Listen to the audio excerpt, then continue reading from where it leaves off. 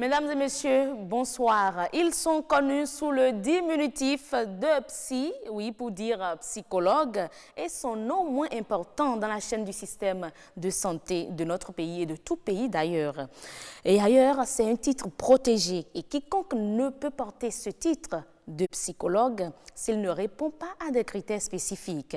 Mais mesdames et messieurs, la chose n'est pas habituel sous nos cieux, mais il est des fois où le médecin nous demande de voir un psychologue, nous conseille les prestations d'un psychologue pour avoir son aide psychologique. Automatiquement, on est choqué. On se demande, est-ce que je suis fou ou je suis folle? On aura toutes ces informations avec les psychologues. Dans le forum de ce jour, ces psychologues-là, voilà, en particulier ceux-là qui aident les personnes en souffrance psychique, sont avec nous. Nous leur poserons toutes les questions nécessaires pour mieux comprendre le métier de psychologue et leur contribution pour la paix individuelle et la paix au niveau de la société. Nous sommes avec Dr Dechacus Sylvie. Docteur, bonsoir. Bonsoir, Madame la journaliste. Merci d'être avec nous. Merci. Vous êtes maître de conférence des universités, vice-doyen de la faculté des sciences humaines et sociales, coordonnatrice de la licence psychologie du travail et des organisations, directrice du laboratoire de psychologie appliquée, chef de département de psychologie à l'université d'Abomey-Calavi. Enfin, franchement, c'est une autorité que nous avons ici, mesdames et messieurs. À ses côtés, nous avons Dr Rogatien Segla. Vous êtes maître de conférence des universités à la retraite, psychologue clinicien et président du conseil de surveillance de l'association béninoise des psychologues cliniciens dont nous avons le président également ici. Merci d'être là, docteur. Merci. Bonsoir à vous. Bonsoir et merci. Alors, mesdames et messieurs, nous sommes avec des psychologues, précisément des psychologues cliniciens. Ils vont aborder le sujet dont on parle aujourd'hui avec nous. Alors, docteur Segla, lorsqu'on parle de psychologue, qui est psy? Un psychologue est une personne ordinaire comme tout le monde, mais qui a cette spécialité due à sa formation de pouvoir aider et prendre en charge un certain nombre d'individus qui présentent des difficultés dans leur vécu. Des difficultés dans leur vécu. Oui. Donc, c'est une personne normale, mais il a cette spécialité-là, oui. cette spécificité-là à son niveau.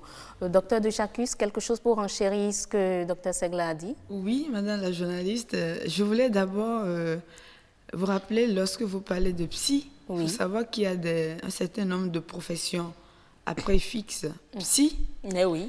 Et donc, qui dit psy ne dit pas seulement psychologue, mais dit psychologue, mais également psychiatre, psychanalyste et psychothérapeute. Merci.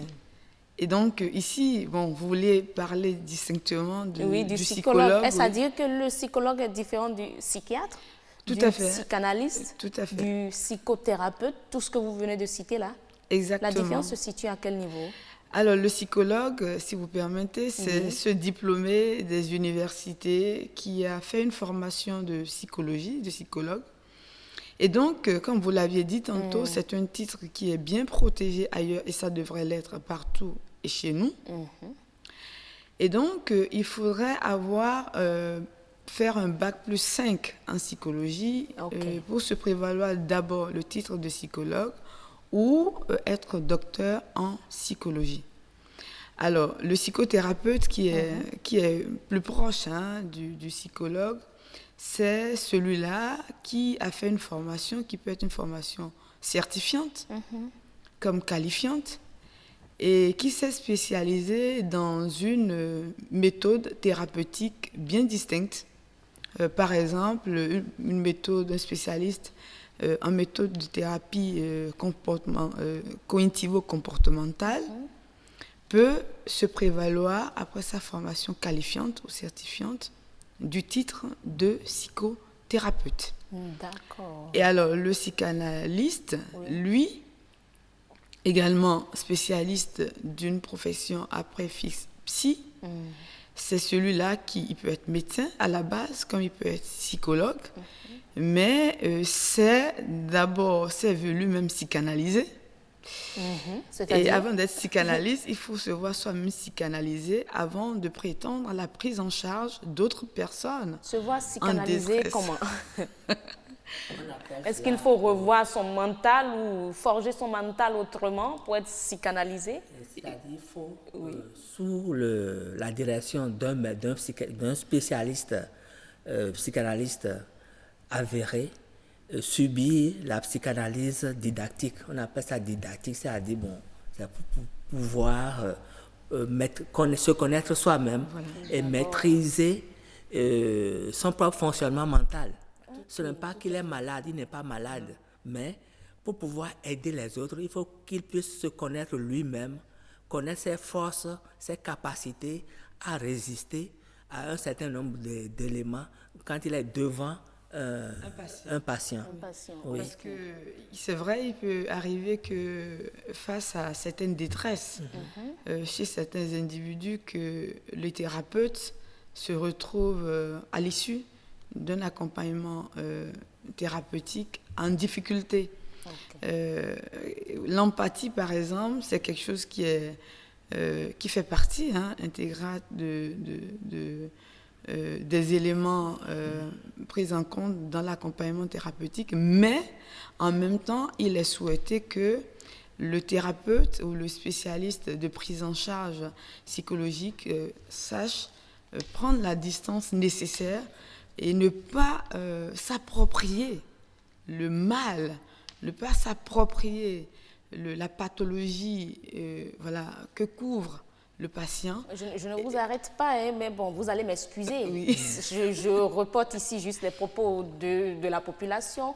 Est-ce parce que certains échouent, certains psychologues ou canalistes échouent à ce niveau-là? Ils n'arrivent pas à faire la différence, à mettre une barrière entre le mal dont souffre le patient et eux-mêmes, et qu'ils deviennent parfois, ils agissent un peu comme des malades, un peu mentaux. C'est en cela justement que, par rapport à ce que disait tout à l'heure mon collègue professeur Seglar-Rogatien, oui, il faudrait, avant de prétendre à une aptitude à prendre en charge l'autre, à accompagner l'autre dans sa détresse, pouvoir s'assurer d'un équilibre, d'un bon équilibre pour pouvoir le faire. C'est la raison pour laquelle on disait tantôt qu'avant d'aider l'autre, il faut pouvoir se faire psychanalyser soi-même. Donc c'est un peu être en phase avec soi-même, se mettre au point, s'assurer de ce qu'on peut avoir comme sensibilité, comme force, comme faiblesse, comme limite, et savoir, voilà, qu'est-ce que je peux. Vous savez, au détour, je me rappelle d'un séjour de 3 mois aux États-Unis où j'étais allée pour la prise en charge des malades, des handicapés américains de différents stades, différents types, parce qu'on parle aussi en termes de classification des pathologies, des types. Vous savez, les types 1, type 2, type 3. Et je me suis retrouvée face à certaines détresses où je me suis, au retour de ce séjour professionnel en France, j'étais encore en France, je me suis demandé, faire le point, je me suis demandé, suis-je faite pour un accompagnement psychothérapeutique ou ailleurs? Donc là, voilà. Vous êtes dépassé parce que vous avez vu leur état? Pas dépassé, parce que vous savez, chaque pays déjà, ses pathologies, les pathologies que vous aurez à gérer dans un contexte béninois n'ont rien à voir avec les pathologies que vous aurez à gérer chez les Américains ou comme chez les Français. C'est pas pareil. Il y a la psychologie propre à chaque contexte, à chaque pays. Et donc, vous pouvez être le meilleur psychologue français. Vous viendrez au Bénin sans le soutien, l'appui, quelques orientations, pas des spécialistes d'ici. Vous ne vous en sortirez pas face aux pathologies que vous rencontrerez dans le contexte, dans la société béninoise. Est-ce à dire, docteur Seglar, que les problèmes dont souffrent, des problèmes psychologiques dont souffrent souvent les patients ont rapport systématiquement à l'environnement. À l'environnement, à leur propre culture. Tout à fait. Okay. D'abord, l'individu qui érige sa personnalité le fait parce qu'il dispose d'un certain nombre d'éléments qui lui sont propres. Et il a hérité cela de ses parents. Par exemple, la manière dont nous construisons notre corps, ce ne sont pas universellement donnés. C'est propre à chaque culture. La manière dont nous exprimons nos émotions, c'est propre à chaque culture. La manière dont nous essayons de prendre connaissance de l'environnement, de connaître le monde, ce que nous appelons dans notre jargon la cognition, c'est aussi propre à la culture. Donc, c'est lorsque l'individu est inséré dans cette culture-là, il grandit dans cette culture et d'abord, il fait des apprentissages au sein de la famille, dans la société, dans la culture, par rapport à ses propres expériences personnelles, par rapport à ses groupes d'appartenance. Donc, c'est tout cela qui va formater l'individu. Et si vous n'êtes pas du milieu, vous ne pouvez pas comprendre comment tout cela est tissé pour forger sa personnalité. Donc, il faut connaître l'environnement de l'individu avant de le prendre en charge. Parce que si vous ne maîtrisez pas, vous ne pouvez pas, comme ça, en l'air, savoir de quoi il souffre. Parce qu'il y a une spécificité dans la construction de la personnalité de chaque individu. Et chaque individu est unique. Tout à fait. Chaque individu est unique. Oui. Même au niveau des jumeaux homozygotes, ils ne présentent pas la même personnalité. Oui, ça j'ai appris, effectivement. Et je voudrais renforcer ce que dit professeur Segla, pour dire chez chaque individu, vous avez deux entités qui cohabitent et qui ensemble forment cette unicité, et ce qui justifie l'objet de la psychologie, qui est l'individu, le sujet, pris individuellement, pris dans son unicité. Ces deux entités sont, vous avez un système de représentation et un système cognitif. Chaque individu constitue l'ensemble de ces deux entités. Est-ce que c'est ce que expliquait le collègue tout à l'heure? Lorsque vous prenez le système de représentation, ça comporte notamment les croyances, les us, les coutumes. Donc, vous êtes né un jour dans une famille, d'accord, et qui vous a transmis des habitudes, des connaissances liées à cette culture, à ce groupe ethnique, à cette famille-là, avec toutes ces spécificités. Et donc, qui vous oriente? Donc, première structure. Et lorsque vous allez à l'école, c'est ce qui est souhaité pour tout individu, arrivé à l'école, votre système cognitif démarre et va se construire grâce à tout le processus, système d'apprentissage et autres, qui va renforcer le système de représentation, quitte à le réduire, quitte à le renforcer. Et ça fait que vous pouvez retrouver des individus, des jumeaux, des frères homozygotes de la même famille, deux frères, deux jumeaux, qui sont nés le même jour, de la même famille. Vous en verrez un à Alada, l'autre à New York, et vous allez les rechercher 25 ans après. Vous les mettez ensemble, vous verrez deux individus qui n'ont quasiment rien en commun. C'est ça. Parce qu'ils ont vécu dans des cultures, dans des environnements différents. Et donc, le système cognitif viendra plus ou moins juguler ce système de représentation fort au départ, à la création, à la naissance de cet individu. Et donc, vous comprendrez que avec toutes ces réalités, l'individu ne peut qu'être unique. Unique, effectivement. Si vous êtes médecin et que votre frère, il est architecte, vous n'aurez pas les mêmes réflexes. Vous ne verrez pas le monde de la même manière. Donc, le psychologue maîtrise tout ça. Ah ben oui, il est obligé d'apprendre tout cela et de maîtriser tout cela. Sinon, il ne peut pas arriver à aider la personne. Il faut qu'il connaisse son système de représentation, sa vision du monde, la vision du monde de l'autre. Il faut qu'il y adhère pour pouvoir essayer de décrypter en quelque sorte comment, c'est un peu comme un tricot. Il y a des fils qu'il faut tricoter.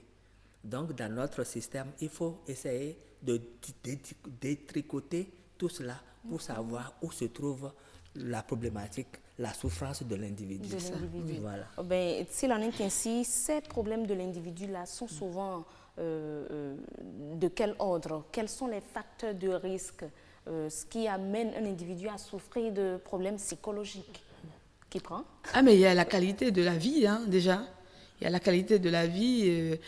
Vous savez, je vais peut-être être maladroite en vous disant, ben, excusez, une maman elle-même un peu mal éduquée, je ne sais pas ce qu'elle va donner à l'enfant qu'elle va mettre au monde. C'est pour cela que certains parents disent souvent, bon, à nommer à des trucs du genre, quoi. Oui, mais la plus belle femme ne peut offrir que ce qu'elle a. Effectivement. Ce que votre parent, votre géniteur a comme repère, qu'il soit bon ou qu'il soit moins bon, vous le transmettez. Il peut maladroitement vous transmettre de mauvaises valeurs, excusez-moi. Parce que ce qu'il a comme ressource, c'est cela. Il ne peut que vous transmettre ça. Maintenant, il y a les questions des normes, vous savez. C'est là où nous parlons souvent d'interactionnisme symbolique et des attitudes. Par Essayez de nous épargner les thèmes vous savez, techniques. Il y a vous connaissez le normatif. Ce que vous trouvez comme norme juste ici peut ne pas l'être sous d'autres cieux. Exactement. D'accord? Parce que vous avez votre système de valeurs, vos systèmes de valeurs, de croyances, qui forgent vos représentations,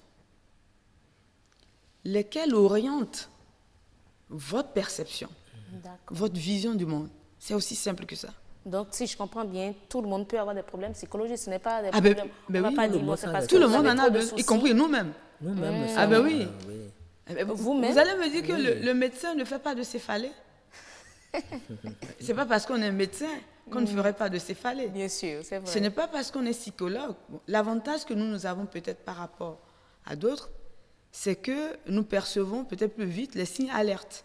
Et quels sont ces signes-là? Ah ben, c'est des différents ordres. Hein. Vous savez, si je commence maladroitement à crier sur mon enfant, sur la moindre petite bêtise et qu'il me lance un regard bizarre, du genre, mais qu'est-ce qui lui arrive? Elle est bizarre ce jour.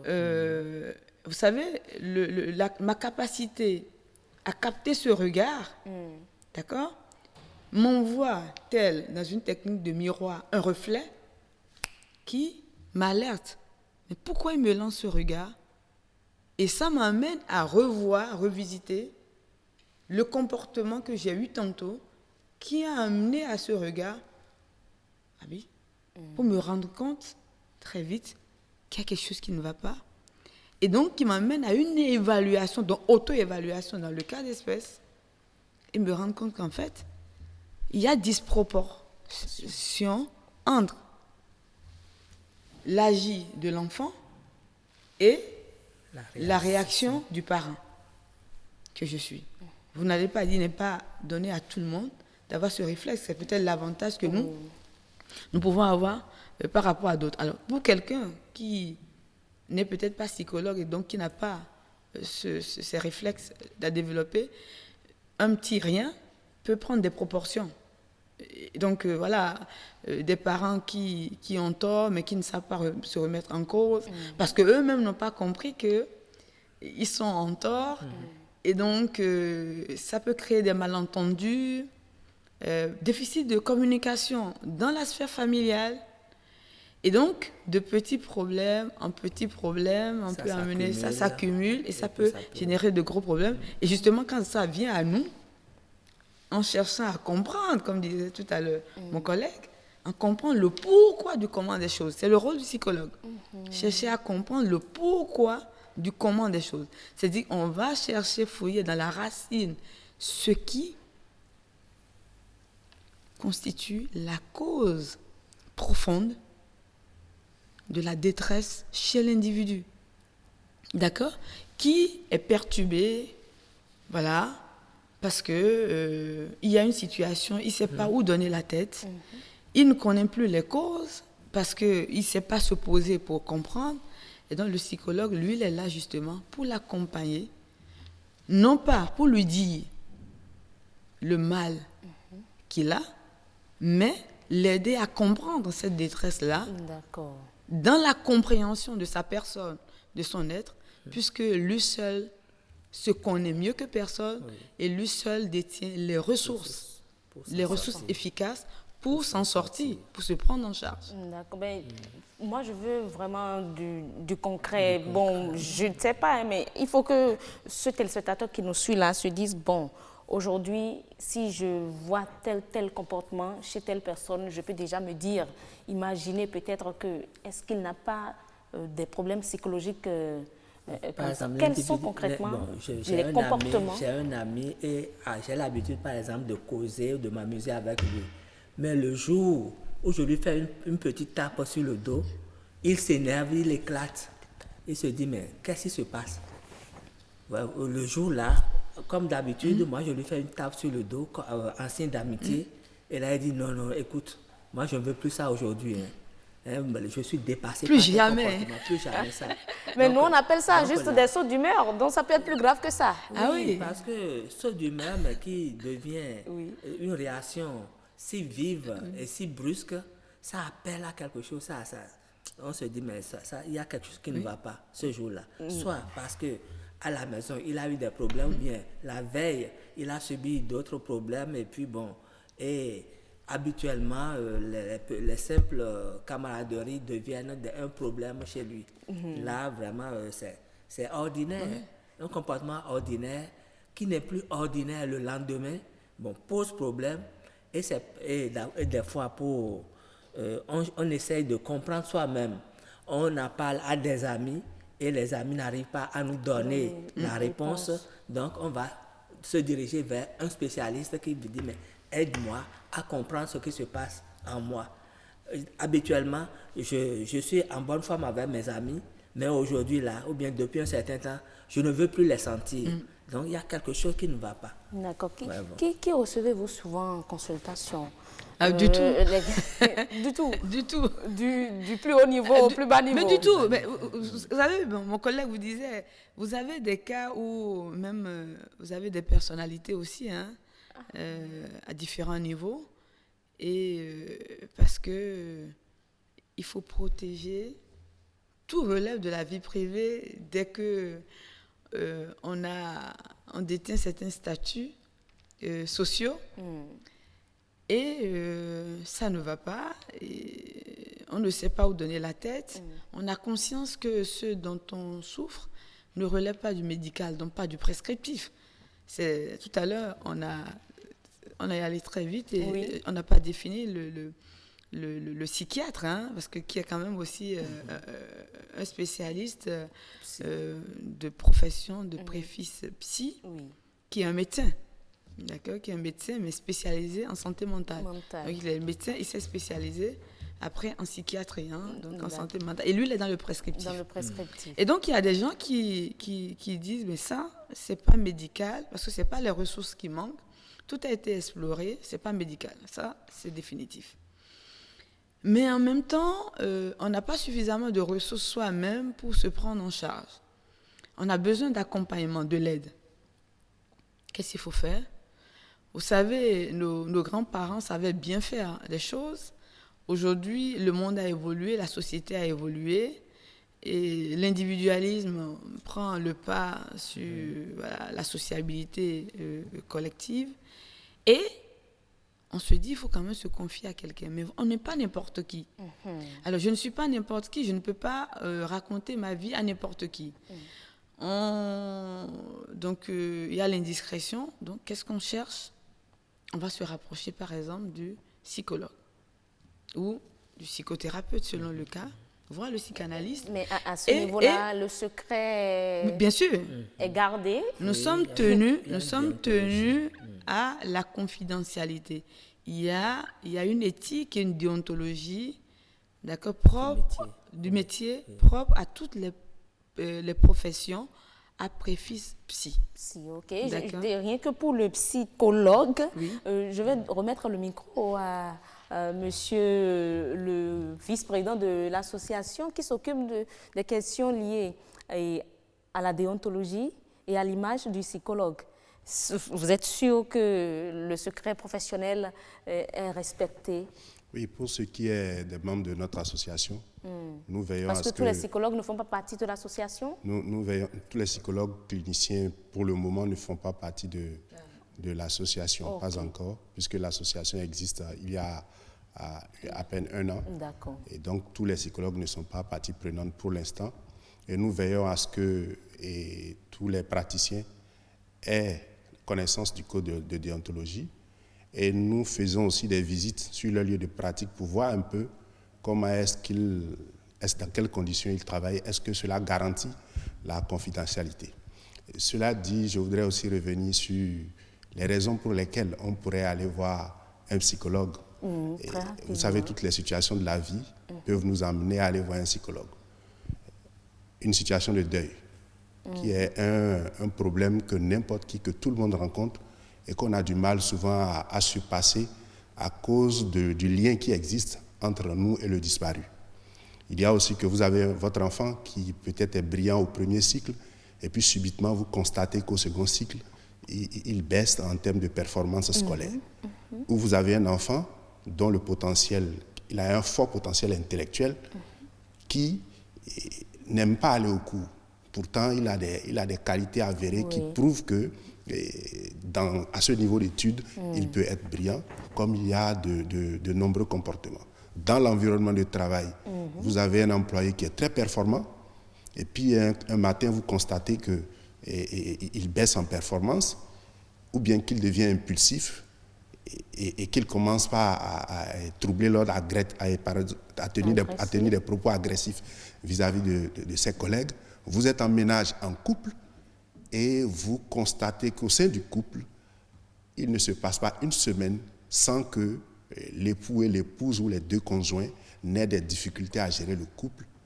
Donc, il y a de nombreuses situations dans la vie, de la naissance à la vieillesse. Donc, vous voulez aller à la retraite et vous êtes angoissé de cette étape de votre vie parce que vous avez quand même travaillé pendant 30 ans et puis subitement, un matin, vous vous rendez compte que vous ne pouvez plus faire ce que vous avez l'habitude de faire. Donc, voilà autant de raisons pour lesquelles nous pouvons aller solliciter un psychologue. Il y a aussi des difficultés personnelles propres, des conflits internes à nous-mêmes. Des conflits internes. À nous-mêmes, que nous n'arrivons pas à régler. Nous avons peut-être une certaine indécision à passer à l'action. Ils sont bien nombreux, toutes ces personnes-là qui ont des projets, qui veulent faire des choses, qui ont des rêves, et ils sont bloqués à un moment donné. Et quand ils se disent que je ne suis pas capable, je ne peux pas y aller, je ne peux pas y arriver. Et donc, il y a certainement un malaise, un conflit ou une situation profonde que le psychologue peut aider à délier. Donc, il y a tellement... Je veux bien remettre le micro à la dame, la belle dame à vos côtés, pour nous dire quand est-ce que ça devient inquiétant? Quand est-ce qu'il faut vraiment prendre la décision d'aller consulter le psychologue? Ben, merci bien, madame la journaliste. Ça devient... Je m'appelle Aligbo Nosek-Bédé. Je suis psychologue clinicienne également. Je pourrais dire que ça devient inquiétant quand on n'a pas conscience qu'il y a problème. On peut avoir apparemment un bon comportement, apparemment, et qu'il y ait des problèmes d'attitude, de pensée, de croyance qui posent des difficultés dans la relation que nous avons avec les autres. Mais on peut ne pas en être conscient. Donc, l'absence de conscience d'un problème est un signe de gravité du problème. Mais là, c'est compliqué. Oui. On ne sait pas qu'on souffre du mal. Comment alors prendre la décision d'aller voir le psychologue pour un traitement? C'est en ces moments que les accompagnants ont un certain rôle à jouer. Quelquefois, on ne peut pas s'observer soi-même en train de souffrir. Et pourtant, la souffrance est là. Un enfant peut avoir un mauvais rendement et ne pas être conscient qu'il est en train de porter un problème à son propre avenir. Et ça revient à ses parents de constater qu'il y a un problème et de demander de l'aide. Une femme peut être très irritable à la maison, mais ne pas avoir conscience qu'elle est en train de mal éduquer ses enfants ou qu'elle est en train d'intoxiquer son foyer. Comme ce que Madame a dit. Donc, un employé peut être bien au départ, mais par la suite, comme mon collègue l'a dit, peut devenir impulsif sans avoir conscience qu'il y a un problème qui commence par être posé. Donc là, maintenant, le rôle majeur revient à l'environnement, aux personnes qui entourent. Proches, voilà, de signaler quelque chose ou de chuchoter à l'oreille de la personne en difficulté. Et si on vous aidait? Et si l'aide n'arrive pas à être faite dans l'environnement? Et si on allait vers un spécialiste? Donc, les signes de gravité, c'est déjà la question de conscience du problème. Parce que si soi-même on est dans la demande, ça fait déjà un bon pas pour avoir le rétablissement. Voilà un peu ce que je pourrais dire par rapport à la gravité d'un problème. N'est-ce pas? Merci. Et de manière succincte, on peut dire que quand le comportement est observé de l'extérieur et que les gens remarquent que c'est dérangeant pour les autres, c'est là qu'il y a vraiment un problème. Il faut s'inquiéter. On peut parler même de baisse de seuil de sociabilité. C'est comme l'exemple que le docteur Segla avait mis tout à l'heure. Vous avez un individu apparemment qui ne pose aucun problème et du jour au lendemain, lui qui aime bien les blagues, l'humour, subitement, on ne peut plus faire la moindre petite blague avec lui, pas le moindre sourire. Ça devient signe d'agressivité pour lui. Là, ça alerte l'environnement, ceux qui sont autour.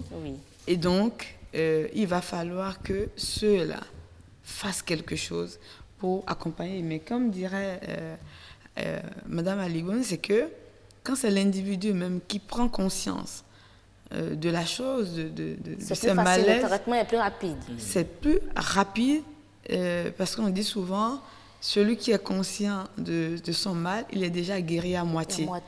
Donc le reste n'est que la prise en charge. Et cette prise en charge-là, c'est à vie ou ça a une durée bien, je dirais précise en fonction du mal dont il souffre? Nous ne sommes pas dans le médicamenteux. Mais il peut arriver, pour certains cas, que nous évoluions vers les bithérapies. C'est-à-dire que selon le seuil de détresse, la prise en charge psychologique ou psychothérapeutique seule peut suffire pour accompagner. Là, il n'y a pas de médicament, c'est la guérison par la parole. Et cette guérison par la parole, c'est un suivi... un suivi, mais qui à vie? Non. Ça peut être au bout d'une séance, de deux séances, au bout de plusieurs. Le thérapeute arrive à faire prendre conscience à l'individu que ce qui lui arrive est de tel ordre et qu'il lui-même comprend cela. Conscience. Il peut ne pas revenir vous voir. Donc, il est compris. Ça m'est arrivé plusieurs fois où les gens sont venus 2 ou 3 fois. La personne est venue avec son père. C'est un jeune qui n'avait pas... Un jeune diplômé, mais qui hésitait donc à passer les concours, tout ça là. Mais il est venu me voir 2 ou 3 fois. On a discuté ensemble. Mais au bout de 2 ou 3 fois, 3 séances, il a dit qu'il a tout compris et c'est fini. Donc, ce n'est pas toujours à vie. C'est quand la pathologie est vraiment grave que ça peut durer. La durée s'appelle lourd.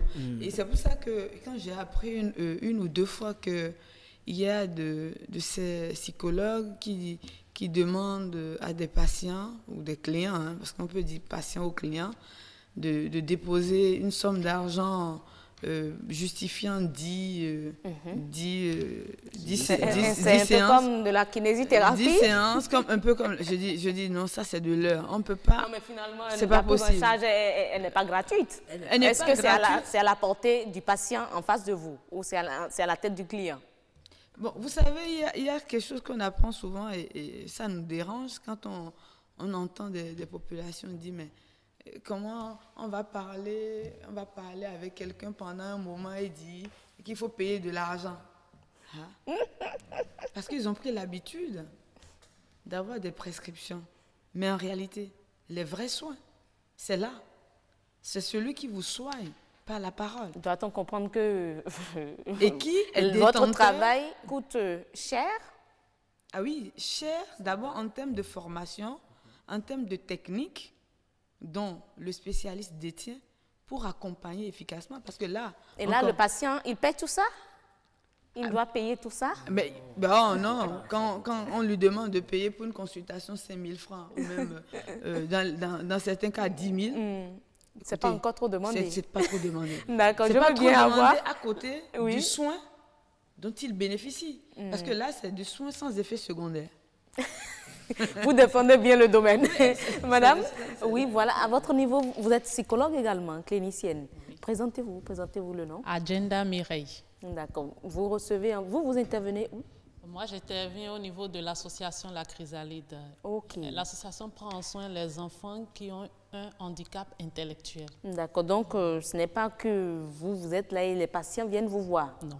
D'accord. Et le travail, c'est facile de traiter psychologiquement des enfants? Déjà, ces enfants dont on parle souffrent de ce qu'on appelle d'une limitation intellectuelle. Donc, dans leur vécu au quotidien, ils ne feront pas ce que nous attendons d'un enfant de leur âge concrètement. Donc, c'est un accompagnement en permanence. Ok. Et bien qu'ils soient intellectuellement limités, ce sont des enfants qui éprouvent également des émotions, qui ressentent des situations et qui les expriment d'une manière ou d'une autre. Donc, ils ont besoin d'accompagnement pour pouvoir comprendre ce qui leur arrive, parce qu'ils savent, ils prennent conscience pour certains qu'ils ont quand même un certain âge. Ils voient leurs camarades du même âge faire certaines choses qu'ils ne sont pas capables de faire. Donc, c'est une frustration. Et ça fait que ces enfants, quand on ne les accompagne pas bien, ils peuvent présenter également des pathologies psychologiques. Et ça, tout ce mélange fait que ça donne du travail au psychologue. On va remettre le micro à côté. Je voulais vous dire, madame la journaliste, là-dessus, c'est intéressant ce qu'elle dit.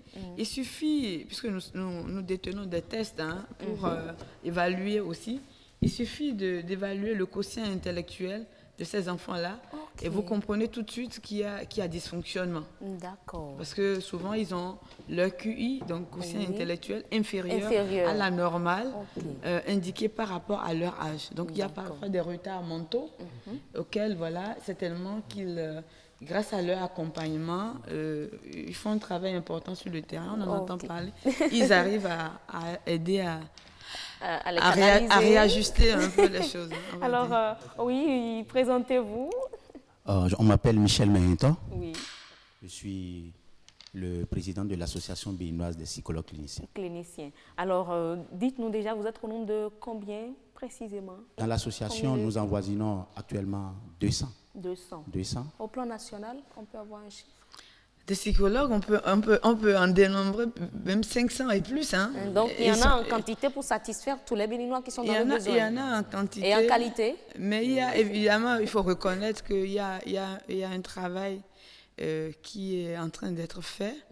Puisque, vous savez, bon, vous n'êtes pas sans savoir que nous étions ensemble avec d'autres disciplines, surtout les psychiatres et surtout, principalement, les spécialistes des sciences de l'éducation.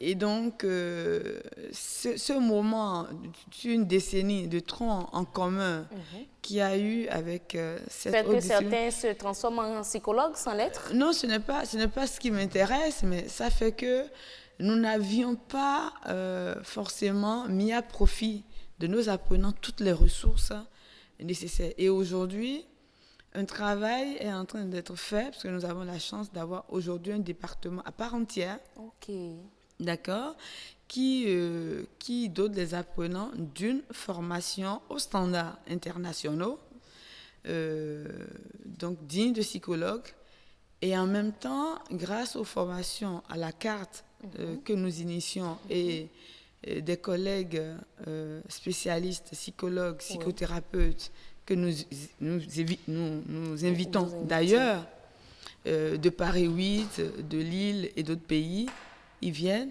nous renforcer surtout ceux-là, nos anciens diplômés, pour les aider à combler quelques gaps. Donc, on peut dire que nos psychologues béninois sont des psychologues certifiés, de qualité. Oui. D'accord. On y œuvre pour avoir des psychologues Alors, accomplis. Président, dites-nous, vous disiez tantôt que tout ce qu'on dit ici participe au bien-être individuel qui peut agir sur le bien-être social.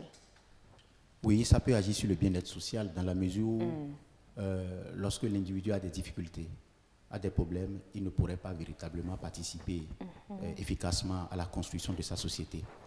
Vous voyez, à chaque âge de la vie de l'individu, il y a des besoins, il y a des spécificités. Et lorsque vous tenez compte de ces besoins et de ces spécificités, l'individu se retrouve en équilibre dans la société et pourrait donner le meilleur de lui-même. Et en donnant le meilleur de lui-même dans les secteurs de vie de notre société, il participe implicitement à son développement. Est-ce que vous travaillez uniquement sur l'individu ou il vous arrive à des moments donnés de travailler sur des groupes de personnes dans la société, de descendre dans la société pour parler du psychologue? Alors, nous travaillons sur l'individu, mais nous travaillons également sur le collectif, c'est-à-dire sur le groupe. Il nous arrive des fois, par exemple, de faire ce qu'on appelle les psychothérapies familiales ou les psychothérapies de groupe. Okay. Lorsque, par exemple, il y a un conflit dans une famille, souvent cela arrive par rapport aux crises identitaires, où on ne reconnaît pas l'enfant, ou par rapport à un conflit de génération qui arrive dans la famille et que le psychologue est appelé avec un co-thérapeute à conduire ce que nous appelons sociothérapie, donc une thérapie de groupe. Parfois même, c'est une thérapie de couple qui constitue également un groupe et que nous déroulons par rapport à un certain nombre de choses qui vont à la normale dans le foyer. Voilà. Important. Et c'est ce qu'il faut pour notre société. C'est pourquoi nous disons que chaque Béninois a besoin d'un psychologue. Chaque Béninois a besoin d'un psychologue. A besoin d'un psychologue au vu de tout ce qui se passe dans notre pays. Chaque Béninois.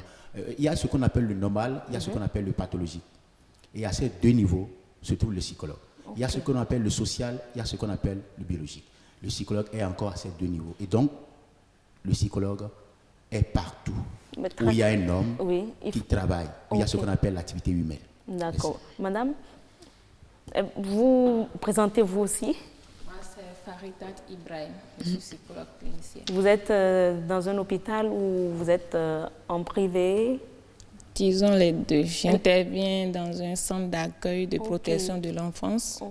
Et en privé, j'interviens dans les cliniques privées aussi. Cliniques privées. Quand vous êtes en situation de travail dans les cliniques privées, vous sentez réellement l'utilité du psychologue, vous sentez réellement que les patients, les Béninois, connaissent le psychologue, maîtrisent son rôle et lui font appel comme il se doit? Je peux dire oui et en même temps dire non. Je dis oui pour le fait qu'il y en a qui acceptent rencontrer le psychologue sur recommandation du médecin. Mais il y en a, malgré la recommandation du médecin, qui hésitent. Parce qu'ils se disent, bon là, il me prend pour un fou? Oui, c'est ça, ils hésitent, ou soit ils viennent à la première. Même ils vous font des rendez-vous, mais ne viennent pas. Donc là, au moins, on peut dire que le Béninois sait qu'il y a un psychologue qui a le rôle de faire faire ça. Mais il hésite à aller le voir à des moments donnés. C'est pourquoi nous voulons œuvrer pour ça, pour qu'on sache qu'il y a des psychologues et montrer l'importance du psychologue. Et comme l'a dit le président, on est partout et un Béninois, un psychologue. Un Béninois, un psychologue. Et si chaque Béninois, chaque citoyen béninois a un psychologue, je crois qu'on n'aura pas de problème de paix dans le pays. Hein? Du tout pas. Bon, je vais nous demander, avant de poursuivre le débat, très rapidement, on a un petit reportage là de Jean-Claude James qu'on va suivre sur la semaine nationale du psychologue clinicien. Et on va en venir pour présenter un peu les objectifs de cette semaine-là. Sous d'autres cieux, en cas d'un crash d'avion ou d'une catastrophe naturelle, il est très fréquent d'entendre des déclarations du genre. Une prise en charge psychologique des familles des victimes est prévue. Au Bénin, le recours au psychologue n'est pas encore un réflexe et l'ABPC a décidé de corriger le tir. Par le truchement de l'organisation de la première édition de la semaine du psychologue clinicien, l'Association béninoise des psychologues cliniciens nourrit l'ambition d'œuvrer pour sa reconnaissance et sa prise en compte dans tous les secteurs de la vie sociale et professionnelle de notre pays. Dans cet élan, elle souhaite compter sur chacun de vous pour porter à la lumière les mérites de cette discipline et montrer les rôles de ces professionnels dans le développement de notre cher pays, le Bénin. Je voudrais, en cette occasion solennelle, lancer un appel important aux autorités de notre pays à divers niveaux à recruter massivement les psychologues pour mieux assurer le bien-être mental de nos populations. Cette première édition de la Semaine du psychologue clinicien a pour thème « Le psychologue et la société, gage d'une paix sociale ». Ce thème les appelle à plus de responsabilité et de professionnalisme. Avant de finir mon propos, je voudrais rassurer donc l'ABPC que le soutien de la communauté universitaire et du rectorat ne lui fera pas défaut. Durant les 7 jours d'activité, il est organisé des consultations psychologiques gratuites au Centre national hospitalier et universitaire de psychiatrie de Cotonou. Voilà, c'était donc le reportage de Jean-Claude James qui nous présente un peu la Semaine nationale du psychologue du Bénin, et clinicien précisément du Bénin. Le président, je veux bien qu'il prenne la parole pour nous dire un peu, c'est une initiative de votre association. Pourquoi aujourd'hui une semaine pour le psychologue clinicien?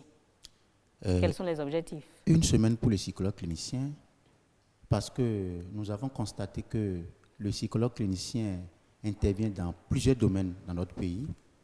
Et nous avons des collègues qui sont à l'international, nous avons des collègues qui sont dans les centres de santé, dans les centres d'accueil et de protection des enfants, nous avons des collègues qui sont dans les instituts de recherche et de formation, nous avons des collègues qui font des consultations, mais fondamentalement, c'est comme si on ne sait pas le travail que fait le psy dans le pays. Nous avons donc décidé de nous faire mieux connaître à la population, de donner, de faire des activités, par exemple dans la semaine du psychologue, par exemple des débats, des informations, des consultations libres et gratuites, donner la possibilité à la population de mieux cerner ce que c'est que le psychologue et comment voir, consulter le psychologue et par rapport à quelle problématique pour que véritablement les gens ne nous confondent plus au psychiatre ou automatiquement lorsqu'on entend le psychiatre, on fait l'arrimage tout de suite à la maladie mentale. À la folie. C'est très important. Je sais que le temps nous fait défaut. Sinon, il y a beaucoup de choses que nous avons à dire pour mieux approfondir et donner la possibilité au public de mieux cerner véritablement le rôle du psychologue. Ce qu'on retient au moins, c'est que le psychologue n'est pas un psychiatre. Ce n'est pas un psychiatre. Il est là pour déjà... Voilà.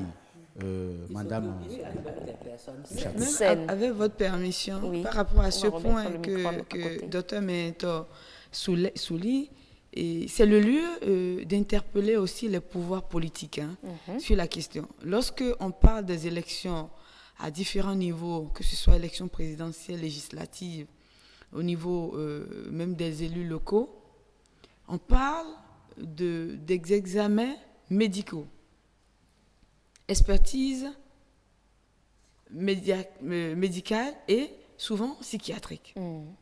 Mais cela nous interpelle et ça nous pose un réel problème. Puisque les personnes qui se disent légitimes pour conduire la destinée de nos peuples et donc représenter nos peuples sont des individus dits apparemment normaux. Mais il y a nécessité de vérifier le niveau d'équilibre à leur niveau, s'assurer de ce que ceux-là sont dotés des aptitudes nécessaires pour pouvoir représenter ce peuple. Effectivement. Et quand on dit examen médical, je dis les premiers, si ce n'est pas médical sur le plan prescriptif, les premiers qui sont à même, qui sont dotés des outils nécessaires pour vérifier un certain nombre de choses, c'est bien les psychologues. Donc là, si je comprends bien, il peut ne pas souffrir d'une maladie psychiatrique, mais psychologique. Mais parce que quand on dit psychiatrique, ça veut dire déjà que... À un niveau vraiment élevé. Pathologie. Alors, s'il y a pathologie... On va aborder ce sujet dans une autre émission. Comment sont-ils légitimes à un poste ici? C'est déjà psychiatrique. C'est déjà psychiatrique. Vous voyez quand même qu'il y a... On ne va pas vous laisser, on ne va pas terminer, mesdames et messieurs, le plateau sans donner la parole à monsieur. Très rapidement, quelque chose à ajouter à tout ce qu'on vient de dire, très rapidement. Ici, c'est Vital Godovo, psychologue clinicien également. On a assez parlé, il y a encore beaucoup de choses à dire. Effectivement. Mais je voulais revenir quand même sur un point important, lequel? Qui est celui d'identifier très tôt le problème. Le problème psychologique. On a répondu de diverses manières, mais je voulais ajouter le sens de l'observation que l'entourage doit avoir, que l'individu doit avoir envers lui-même. Parce que quand on s'observe, on envers détecte... lui-même et envers l'autre. Oui, on détecte très vite les changements. On voit tout de suite que les habitudes que j'avais sont en train de changer. Les manières de faire ne sont plus les mêmes. Il faut s'inquiéter et chercher à avoir de l'aide. D'accord. Merci beaucoup, monsieur Vital, pour ces informations. Alors, mesdames et messieurs, on est au thème de cette émission consacrée aux psychologues et à la société, gage d'une paix sociale. Et la paix, déjà, avant d'être sociale, doit être individuelle. On l'a dit ici pour rejaillir sur la société. Merci à vous. Je ne vais pas vous demander un mot de la fin. On risque de ne pas finir ici. Alors, on était avec... Pour définir en 3 mots la psychologie. On va encore définir la psychologie ici maintenant. C'est comment nous pensons, c'est comment nous ressentons les choses, et c'est comment nous agissons. Point barre. Point barre. Voilà. D'accord. Alors, mesdames et messieurs, vérifiez comment vous pensez les choses, comment vous ressentez les choses et comment vous agissez. Et comment vous agissez. Alors, si tout ça n'est pas réuni, si vous constatez des difficultés à un niveau donné, contactez systématiquement un psychologue. N'allez pas dire que là, on va penser que je suis fou, non? Le psychologue n'est pas à ce niveau-là. Merci bien, mesdames et messieurs. On était donc avec De Chacus Sylvie, coordonnatrice de la licence psychologie du travail et des organisations, et Rogatien Segla, psychologue clinicien. Merci, portez-vous très bien.